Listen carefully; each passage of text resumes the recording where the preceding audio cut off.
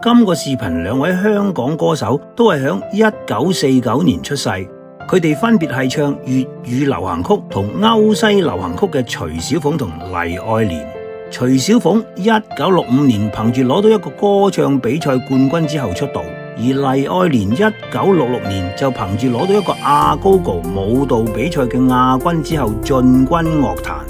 翻查資料，黎愛蓮從冇灌錄過粵語流行曲，公開演唱可能絕無僅有得一隻。徐小鳳嗰支首本名曲《順流逆流》，黎愛蓮當年人靚歌甜，一出道就順風順水，走紅呢段期間佢處於人生嘅順流。好不幸佢響事業嘅高峰期俾一個動機不明嘅兇徒兜頭淋鏹水，以致毀容。除咗即時摧毀咗佢嘅歌唱事業，亦都為佢帶嚟生理同心理嘅嚴重創傷。身心康復呢段期間，佢處於人生嘅逆流。咁睇，黎愛蓮當年響演唱會度揀呢隻順流逆流，可以話得係有感而唱。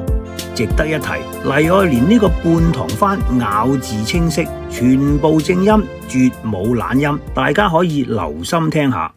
不知道在那天邊可會有盡頭，只知道逝去光陰不會再回頭，每一串淚水伴每一個夢想，不知不覺全流走，不經意在這圈中轉到這年頭，只感到在這圈中經過順逆流，每顆冷酷眼光共每聲有善笑聲，默然一一上口。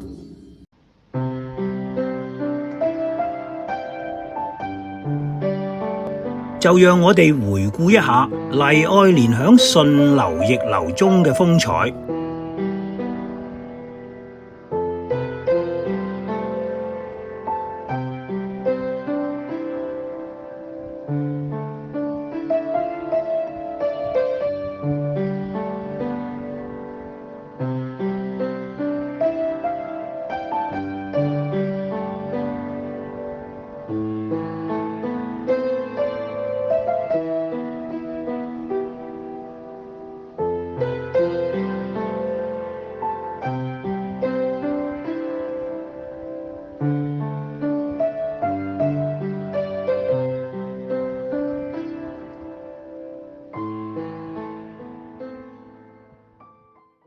iCantonese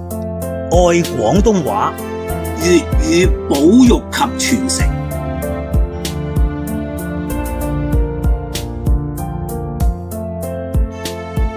如果覺得內容啱睇嘅 ，subscribe